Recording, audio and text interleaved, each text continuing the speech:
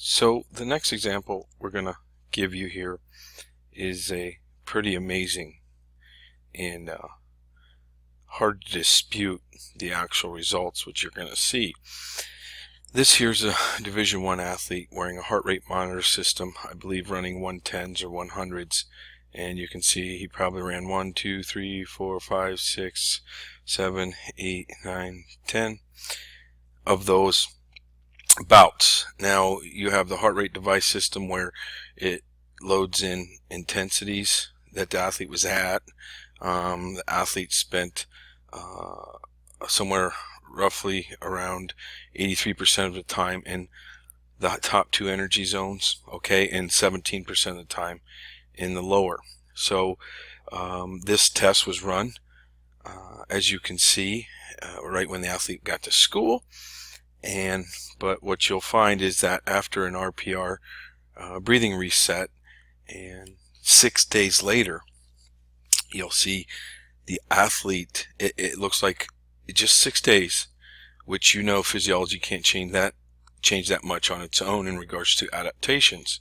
The mechanics of his breathing and the RPR reset, you can see how much different this athlete looks. So he is essentially a completely different athlete, but it's only 6 days later, and you can see how little time this athlete spent in the top two heart rate zones. So he ran the same test, okay? You can compare these two tests, but you wouldn't believe they're the same athlete, because the olive green and the red are the top two zones. So you can still see that on set 9 and 10, this athlete spent very little time in the top rate zone compared to 6 days previously. That was due to the mechanics of his breathing and the function of how he, with the RPR reset, how he was able to handle the stress and the loads. So remember, I believe I summarized it here. The craziest changes was that the fact it was only done in 6 days.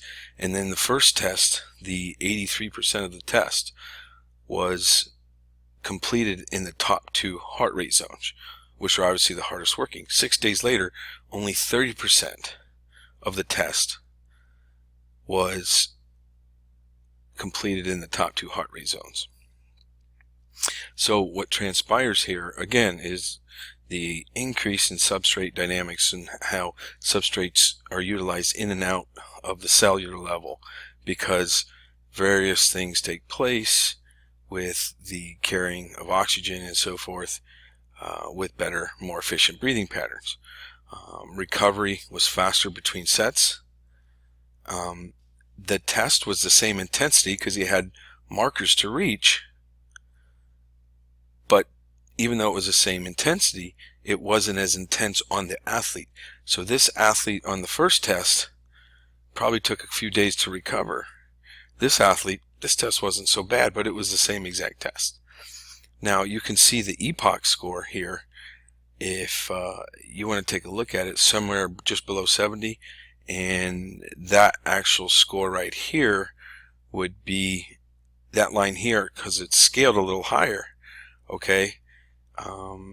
You can see that it would actually be here. However, it's roughly right up here in the 125 zone. So that's example 1.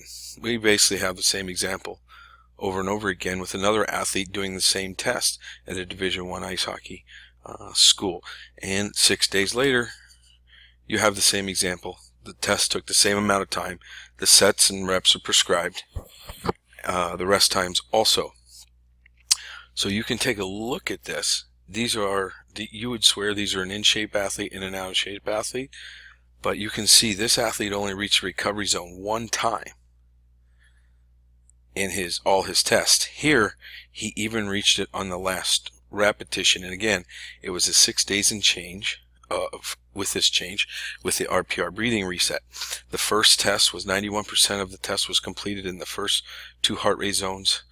Okay, 48% of the tests later was completed in the first two heart rate zones.